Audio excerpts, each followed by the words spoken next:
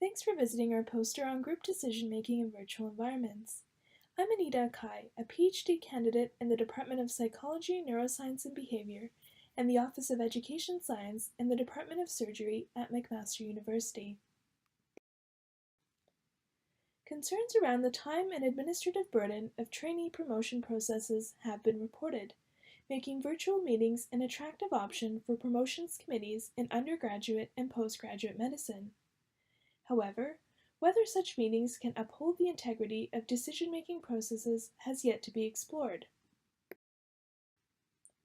The purpose of this narrative review was to summarize the literature on decision-making in virtual teams, discuss ways to improve the effectiveness of virtual teams, and explore their implications for practice. In August of 2017, the Web of Science platform was searched with the terms decision-making and virtual teams for articles published within the last 20 years. The search yielded 336 articles, which was narrowed down to a final set of 188 articles.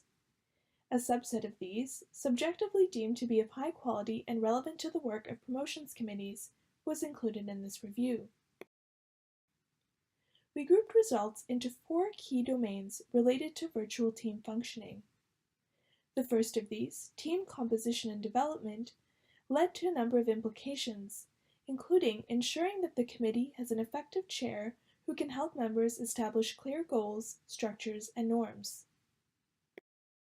Regarding idea selection and generation, we recommend using a mix of meeting types, for example face-to-face when making high-stakes promotions decisions, and virtual for communication about lower-stakes issues or administrative tasks. To enhance group memory and information processing, we recommend creating an easily accessible and up-to-date listing of members, their areas of expertise, current roles, and contact information for members to refer to when they need it.